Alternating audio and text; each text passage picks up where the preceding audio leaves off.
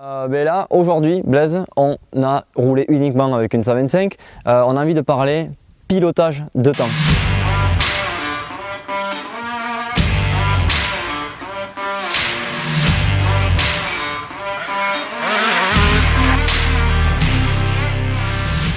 Niveau pilotage, il y a quelques particularités liées au 2 temps. On le sait que quand on passe sur un 4 temps, en général, on devient un peu plus feignant. Un peu plus feignant dans quoi? Dans le passage des vitesses, dans on va dire l'agressivité, on se repose un peu plus sur le couple moteur, notamment quand on est sur une 450.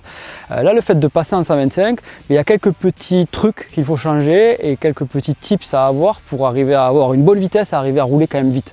Ouais, aujourd'hui, on va parler de 3 astuces. Tu parlais justement de cravacher peut-être un peu plus avec le 2 temps.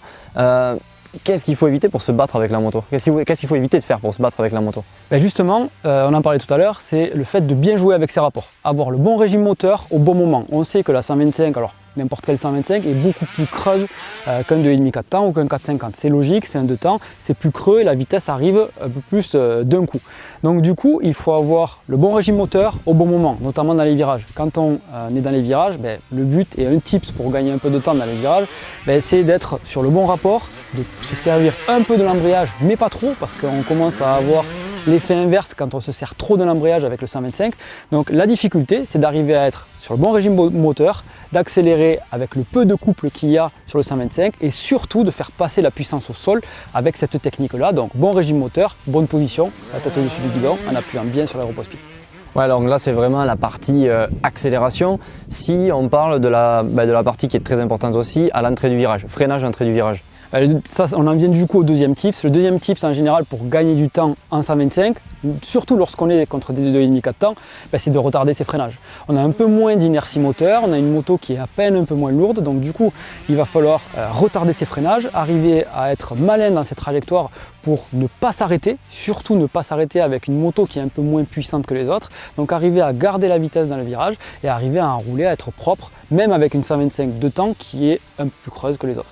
Très bien, donc tu en as parlé aussi dans le premier tips de la position sur la moto, mais on va donner vraiment la troisième astuce pour bien rouler en 125. Qu'est-ce qu'il faut faire sur cette moto?